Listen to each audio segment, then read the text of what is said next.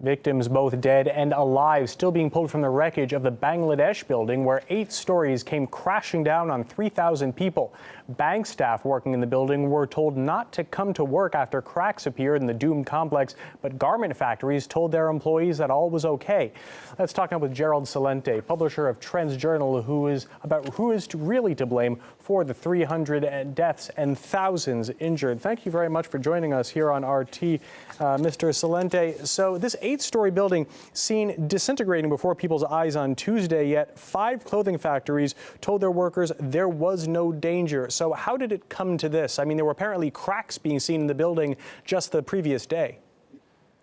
It's nothing new for Bangladesh. I mean, anybody that doesn't have attention deficit disorder will remember that several hundred people have died in Bangladeshi factories, these sweatshops, just in the last year or so. And it's really it's an international trend that we see growing more and more. As profits are put before people, people are more expendable.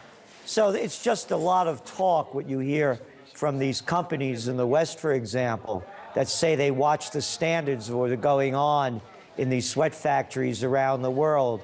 They're just show. There's really no security. There's really no hard institutions in place that are monitoring these kind of factories. Now, police responded to the morning workers' protest with tear gas and rubber bullets. Why do you think they reacted so violently? I mean, could it have been more peaceful, and would that have been a more productive a response? I mean, why should it, peaceful when your families are wiped out? Look who this fellow is who owned the factory. He's a connected politician. By definition, the merger of state and corporate powers is fascism.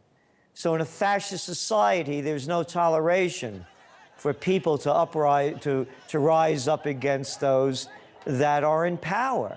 And again, this is a worldwide issue. I'm old enough to remember in the West when manufacturers wouldn't deal in foreign countries that didn't have human rights statutes in place that met a criteria. Those days are gone. People are disposable. In the last 100 years, Matt, the world has added 5.5 billion people to the earth. So they're disposable items. Again, profits come before people, and if you have to spend more money on building better plants or better equipment, that comes secondary to the bottom line. Now, the country's authorities, do you think they're to blame, or the corporations for encouraging profits over safety? Or in this case, based on your previous response, there is some nexus between the two of them that's kind of like this hybrid? It's a nexus. It's a hybrid. Again, by definition, that's Mussolini's definition, a guy who knew a thing or two about fascism or corporatism. It's the merger of state and corporate powers. It's all one show. Again, the guy that owned the factory, the building, he's a politician, and he got all the freedom that he needed to build this inadequate building on swampy land. So again, it's all connected. So you've got this politician who ostensibly should be caring about the people who are his constituents. What do you think that bodes for the people of Bangladesh? Well, it's not only the people of Bangladesh, it's the people. Remember with Foxconn with China?